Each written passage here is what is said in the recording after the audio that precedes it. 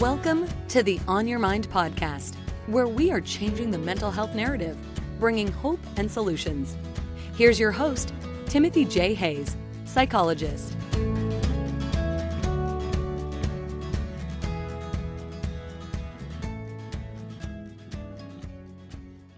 Christina Woods is a licensed rapid transformational therapist, a clinical hypnotherapist, an empowerment coach, and a Reiki master. She combines her background in corporate leadership with her life experiences in dealing with trauma and abandonment to empower other women to trust their intuition and set themselves free of self-doubt. As the CEO and founder of Wise Woods Hypnotherapy and Coaching, Christina has extensive experience working on complex challenges and pulling potential out of others so that they can become self-reliant individuals. Through this deep hypnotherapy and coaching work, she empowers women to shed old programming so they can live the life they deserve. Well, Christina, thank you so much for joining us here today. It's delightful to see you face to face. Thank you so much. I'm really excited to be here. I'm hoping you could start us off by telling us a little bit about how you got into the work you do and what drives your passion for it. Sure. Well, this is actually my second career. So I had a 30-year corporate career in the higher education space before this.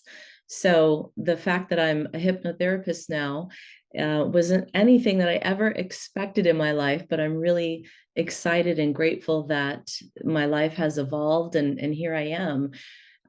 How I got here was really just my own journey of healing. I grew up really not feeling good enough, and my way out of that was to be a good girl, get lots of good grades, be really successful. I got married, I did all kinds of good things. And what that led me to was making sure everybody else was really good. But I had a lot of stress, and my self-worth was always coming from the outside and everything else that I did except from the inside. So I got to a point in my life where I had a lot of anxiety, a lot of health issues. My marriage of 20 plus years was dissolving. Kids were starting to leave the house, and I really found that I had to start looking inside. And so my own discovery and self-development started, and journey and therapy and so on. And that's how I found hypnotherapy. I also found it when I had a health crisis. It was one of the only things that helped me feel better. And I knew I wanted to leave my career. I knew I wanted to help people. I knew I wanted to do something that sort of, felt better inside. And I had no idea what that would be. And the more and more I started on this journey of, wow, this is really amazing. These things that I'm not a bad person. I'm actually this great person. I just didn't really understand how that thing in my childhood affected me and made me feel these things about myself that weren't even true. This is incredible. Now I'm really feeling empowered and can really take charge of my life and end self-sabotage and end anxiety and these things that were really starting to take over my life. And so that's how I started this journey. And as I was knocking on the door of my 50th birthday, I went back to school and started doing hypnotherapy. I'm a Reiki master, and now this is what I do every day. So it's incredible. So the first question that comes to my mind is to ask, how long after you said, okay, I got to change something and I got this health crisis or this emotional crisis, how long before you actually started feeling good about what was inside? What was the length of that process before you started saying, wow, this is really good. I got to keep doing this. I had quite a bit of trauma that I had just really put in a vault and buried. And so it was a very deep year of at least twice, 2, 3 times a week of seeing, doing EMDR, doing hypnotherapy, doing different types of therapy, doing a lot of massages and sound baths and retreats, and really going inside, spending a lot of time alone, a lot of tears, a lot of journaling. So it was between 6 months and a year. Thank you. Thank you. Okay. Because so many people get the idea that it's 1 or 2 sessions, 6 sessions, I can fix that patient in 7 sessions, etc. Right. And that's just delightful that you would share that you had to do all, they didn't have to, but you did all of those things to get to the Yeah. point where you realized, wow, there's a really good solid core in here. And all the negative stuff was mislabeled and negative thought programming that's not true. And Right, right. And it's I knew things about, and I grew up with a single mother. I was the oldest of four, so I had a lot of responsibilities and a lot of things other people have experienced. And there was domestic abuse and some sexual abuse and things that were pretty big. And I had, growing up, I thought, okay, yeah, but I'm okay. I'm okay. And just, that's okay. I'm just going to move on and put that somewhere in a corner until I couldn't do it anymore. But you're right.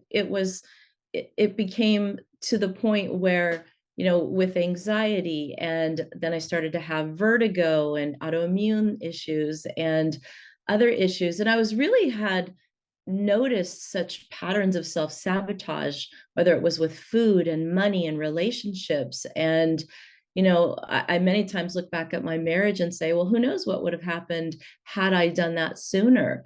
Because it really, those things had to fall apart for me to start to put things back together.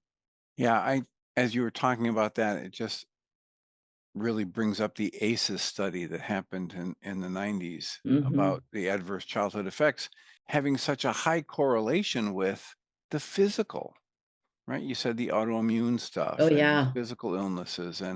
And prior to that study and people actually having their eyes forced open, there were a lot of people in the profession that just, whether it was the medical profession and or the psychological profession, that said, well, it's not really relevant. If you're functioning this way as an adult, let's just start you from here and grow and give you some things that, literally a lot of the early psychotherapy things had to do with cover. Here's a tool, here's a technique to cover up and to just cope with that stuff that's in there, rather than Yeah. finding, as you did, these approaches to help you excavate and find out what's in there and then see it as false. Right. And that hypervigilance I was always in, I certainly didn't understand fight, flight, freeze at 10 years old and older. And to realize, my jaw's always tense, my body's always tense, all these things that, I had to unravel. And that is something that I have absolutely with hypnotherapy and the type that I do, that we explore. And one of the reasons I added Reiki and some of the other tools was I just found that that energy work and that component really is just a nice supplement to the other work, the subconscious work, the clearing, the healing, is just to allow people to have an opportunity to, what are some other ways they can relax and connect with their body? Well, like you Because I say, definitely was not connecting with my body. yeah, and as you say, you went into the sound baths and the energy work and Hmm. and at a very deep level, it's all just an energy system. So when I say connect with my body, what I'm really saying is I want to figure out how I'm pretending that I'm not connected to my body, right? I want to see the artificial Exactly. separation that's been created and the compartmentalization, you might call it, or stuffing it in a box, as you mentioned earlier. And once I see that and see that that's just all layers of falseness on top of the truth that this is just an energy system. And Absolutely. if I can relax into it and let it talk to me about what's needed, it's going to start healing itself. Absolutely. And just allow to trust and to allow it to breathe and have some space and release. And, because we hold so many things and it is stored there. And I had no idea. And I don't think a lot of clients I work with really same, I get it. I was there as well. We don't understand. And, we think, okay, if I talk through it, it's okay. But okay, well, what about this back pain? What about these other things that I still have? Well, we need to do things to help you release and move through it and move your energy, because you are, my belief is, this physical being as well as an energetic being. And if you marry the two and really own both, wow, you become even more empowered within yourself and take control of your health. And I'm just thinking of a session I had this week with someone who has just struggled with even suicidal thoughts since the age of 5, and was a disconnection with herself and body. And we got to the bottom of it finally, and how empowering it was for her.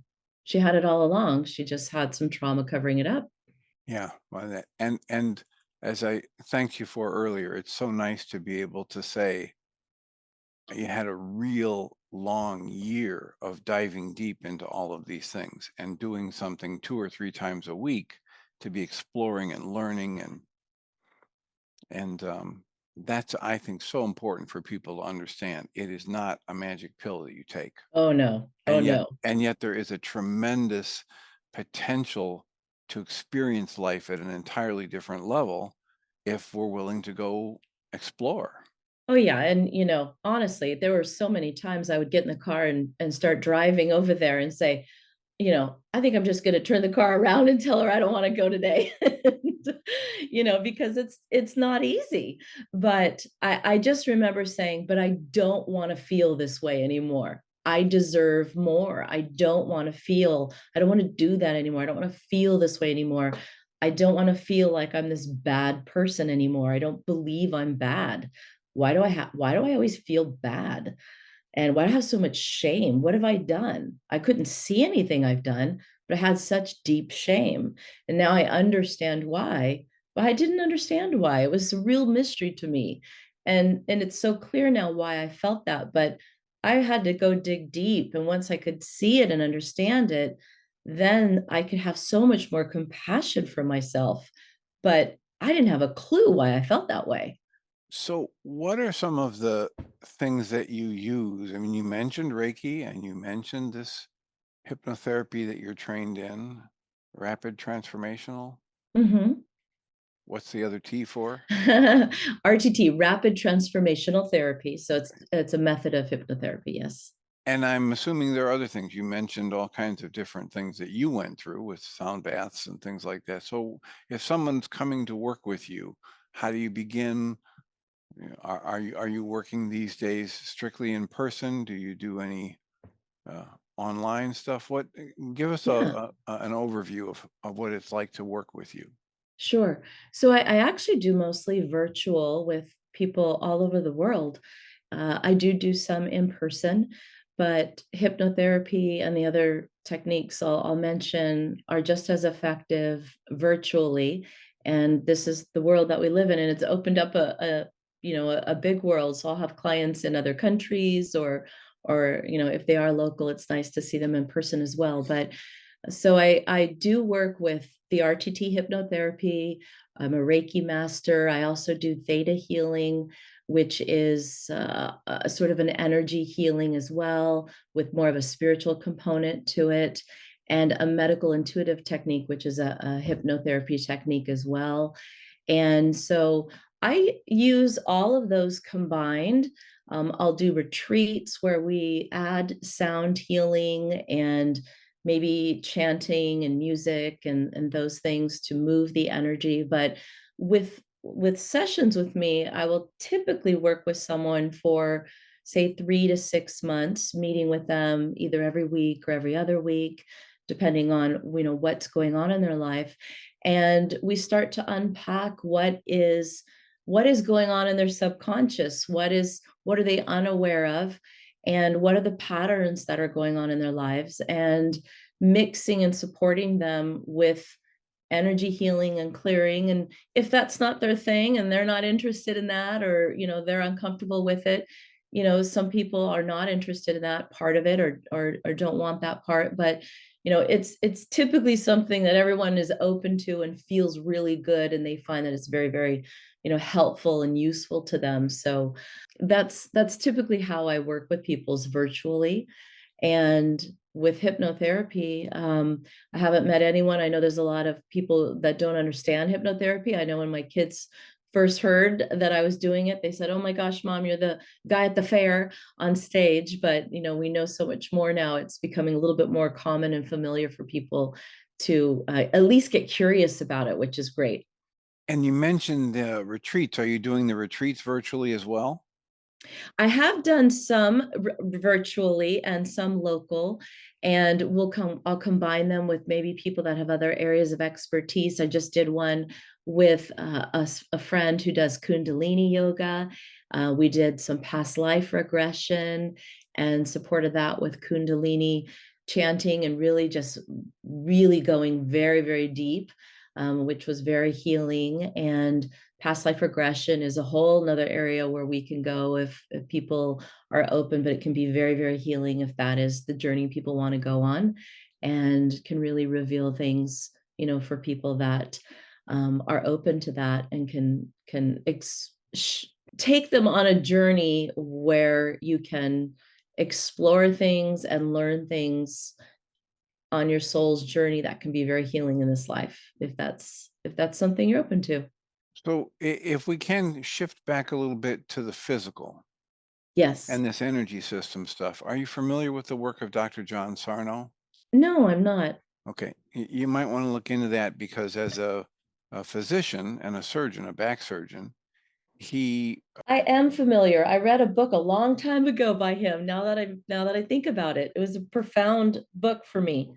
yeah, he had a passion to find out what's the best part of, what he was doing, and he found a way to look at it from the scientific perspective, and he looked at a whole bunch of scans of people that have all the stuff you see on elderly persons or person of a certain age of their spine, which is curvature of the spine and arthritis and bone spurs and Mm-hmm. bulging, herniated and ruptured discs and all that stuff. And then he interviewed the people for the x-rays and scans that he was reading, and only 35% of those people had any pain or restriction of motion. So 65% of the people that had all the same stuff as the other people had no restriction of motion and no pain. And so he said, well, something's got to be going on here other than what's on these scans that's causing this. And his research led him to develop the term tension myoneural syndrome. Tension held in the muscles and the nerves, when it's activated, causes constriction of blood vessels. And if you have even a 10% constriction of blood flow to tissue, that oxygen that's in that blood flow is needed for functioning. Even a 10% disruption for a brief period of time is enough to initiate excruciating pain. Now, anybody who's had a muscle cramp knows that. Yeah. And what he ended up doing, his research led him to talking with people, educating them, and finding that they got better without surgery than with. And so that's what he would do. He would give these educational seminars. And of course, it was very controversial because a surgeon is supposed to do surgery. But if anybody's interested in that, you can find out about it on the website, All the Rage, RAGE, DOC for documentary, alltheragedoc.com. And a young documentary film team was able to complete a documentary of his work prior to his passing, and he has several books out that are all the good information about what he's learned over the years. And you can view that for, I don't know, $5 or $6, or you can buy it for a little bit more off of that Yeah. website. But I know a number of people who have found relief from actual physical pain and restriction of Yeah. motion just from watching the documentary and doing a little bit of introspection as they're watching. Yeah. And I originally said I didn't know the name. And now when you mention that, I do remember reading the book and it helping me with my back. Oh, yeah. And I think it was like 20 years ago I read that book, and I'm looking over at my bookshelf for it. And I can picture what it looks like. And I remember on my own journey just being interested in the mind and body connection, thinking, wow, what is this? This is so fascinating. And even with hypnotherapy, I see a lot of clients with physical issues. And obviously, they don't come to me first, they'll go to many other places. Right. And oftentimes, they're very desperate. But I have helped people relieve migraines, irritable bowel syndrome, other physical issues, because they're holding emotional tension and Trauma, energy, all trauma. this. Yep. Yeah. And, it's really incredible to know there are other techniques and methods to help. And I'm thinking of a young woman I helped with her ocular migraines. She was just debilitated in college, couldn't go out, do anything. And in her case, it only took a couple sessions, and she has never had an ocular migraine since. She can go out, she can have a job, she can socialize, she can do things. And she was stuck in her dorm room for the first 2 years of college because she couldn't do anything. She could barely go to school. Yeah, And and that's a wonderful case of somebody who probably didn't have a childhood lifetime of trauma, but had some discrete events. And when you get at them and make a shift, there's 2 or 3 sessions. yeah, yeah, it I certainly can like be to. more sometimes. Oh yeah, well, and I like to point out to people, and that's why I thanked you for being so honest about that journey and that long, intense year, is that the more stuff I have from an earlier time that I've been pushing away, and then developing systems within myself to cope and manage and be a success in life without looking at that. The longer I've practiced those thoughts, the longer it might take for me to unravel them or be willing to turn and look at what I need to see. But on Yeah, the other hand, if I have somebody who's been a high functioning adult and all of a sudden there's 1 or 2 serious traumas in their life, and we're working with some of these energy techniques and or the kind of therapy that you do, you can get a resolution, like full return to high functioning, within 2, 3, 5, 8 sessions, right, because you're right. dealing with a very prescribed, circumscribed set of Yes. issues. And I will admit and say that because I had a decent amount of trauma, I still do weekly. Either do hypnotherapy with colleagues, I have a therapist, I do cranial sacral therapy, I do physical, things to support me. So, because I do have triggers and issues that I want to continually maintain. And this is important to me to maintain my mental health and be free of these things. And so it's what I do to care for myself. I look at it as like going on my walk every morning, doing my meditation every morning. I maintain and I do these things that are important to me. I didn't just do a year and say goodbye. Right? It's like, showering, eating, Yes. sleeping. We're going to need to Yes. do that to maintain the body as long as we're alive, right? At some level or Yes. another. Well, Yes. doesn't it make sense that I have to do something to pay attention to this much more complex emotional life and all of those energies and thoughts? And so I clean house on a regular basis. Absolutely. If I'm aware, forget the gentleman's name. Well, it'll come to me.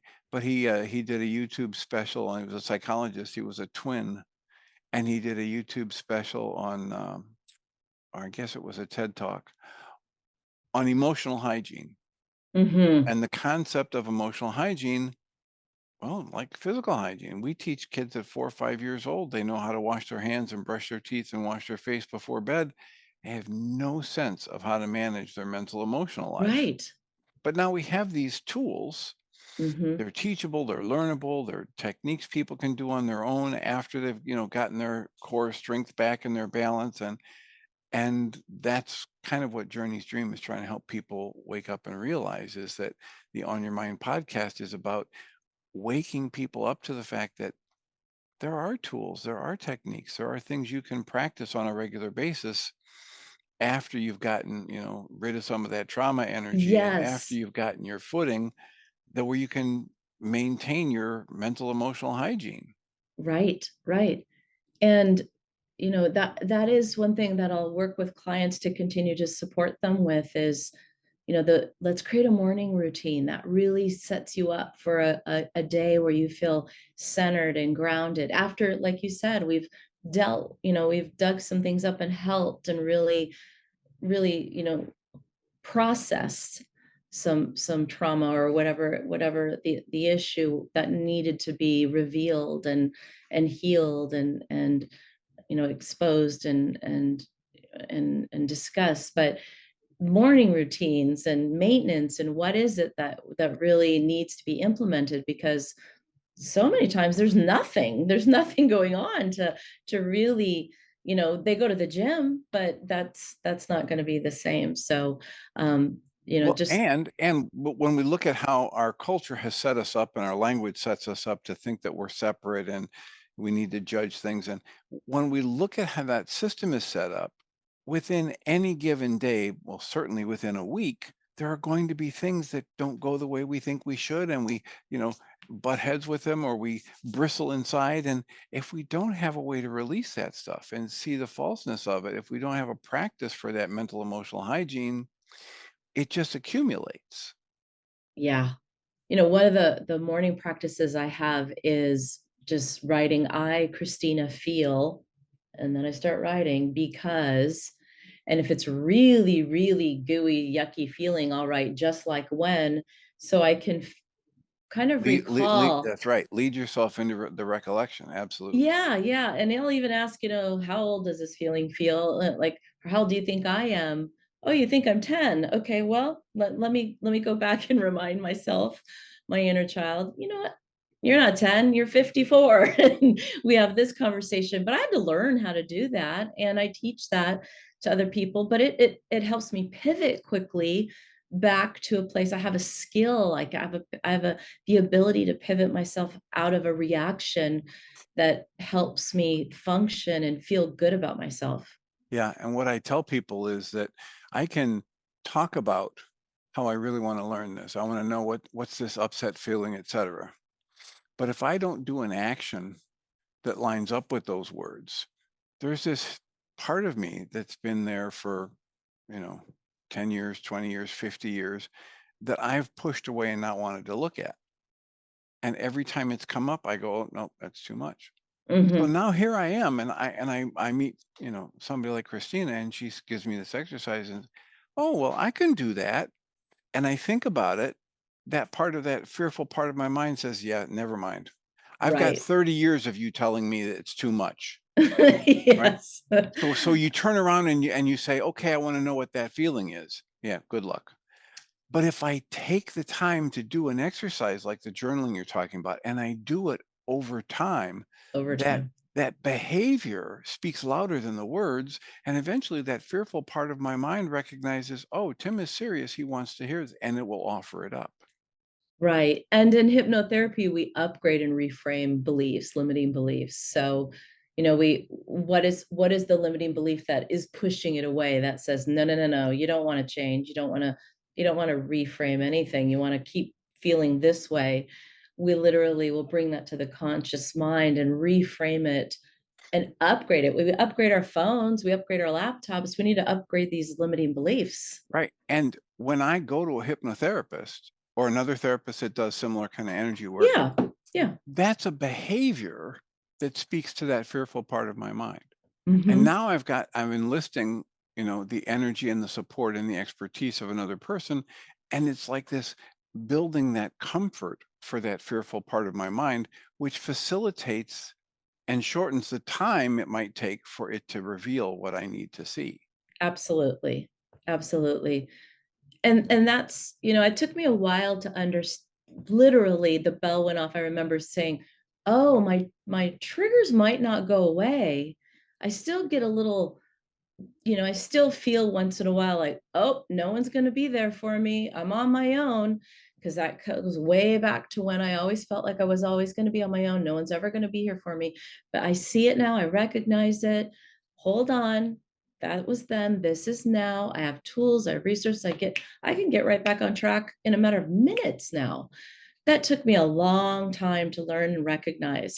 And that's an incredible tool that changed my life. It can helps other people change their life, my relationships with my children. I mean, this is big. This is Yeah. ripple effect into everything. Yeah. It's life changing, right? When you have a good set of tools that resonates with you and you're willing to start using them.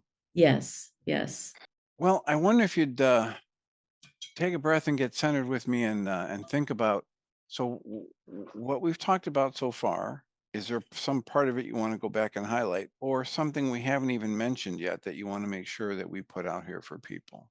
It's a great question. I want people to believe and know that their intuition is worth learning to trust and listen to, and everyone has it.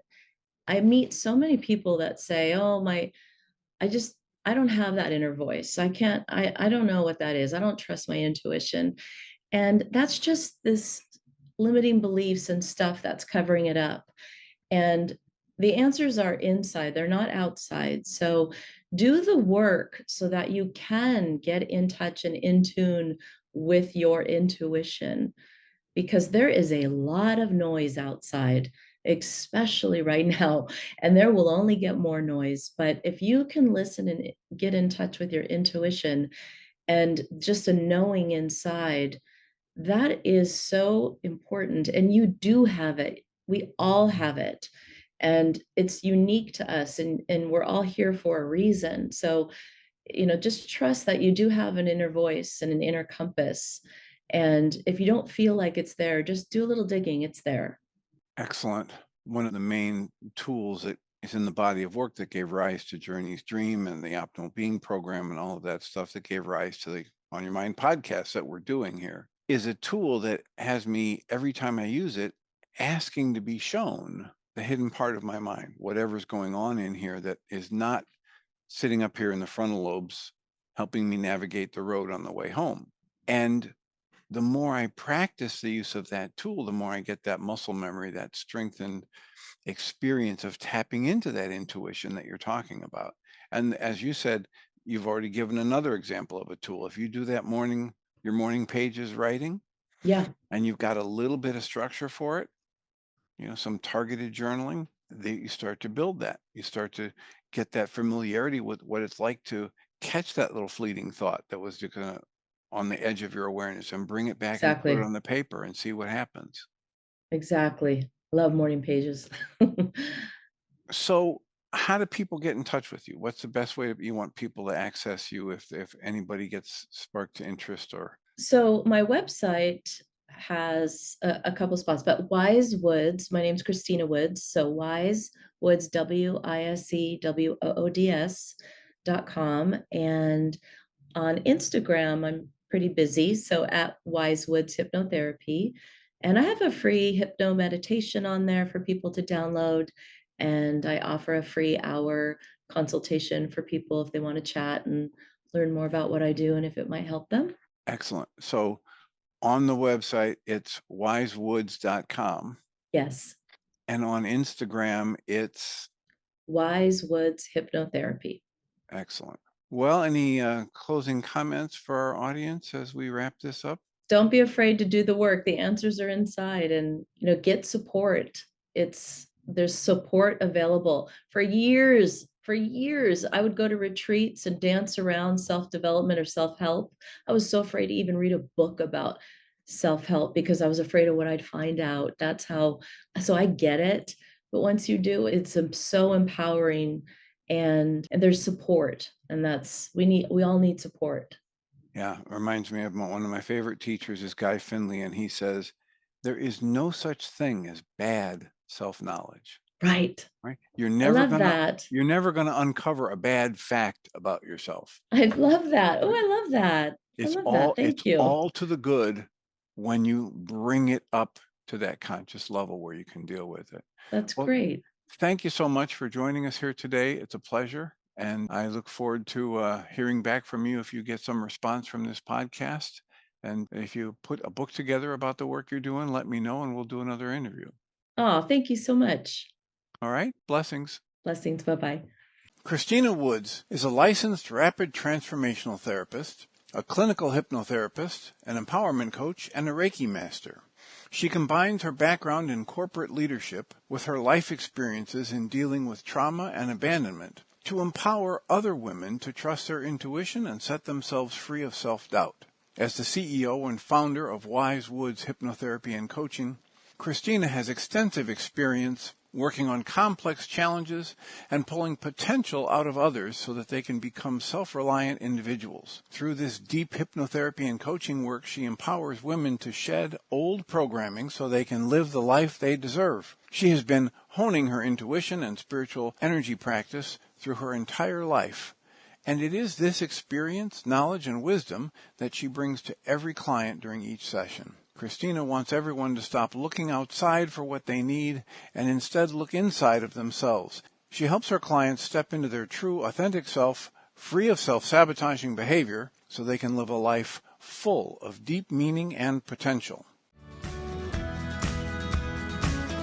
You've been listening to the On Your Mind podcast, offered by Journey's Dream, where we support people through mental health challenges to a place of true and lasting well-being. If you love our show, we invite you to visit onyourmindpodcast.org to join the conversation, access the show notes, and discover our helpful resources. Thank you for listening.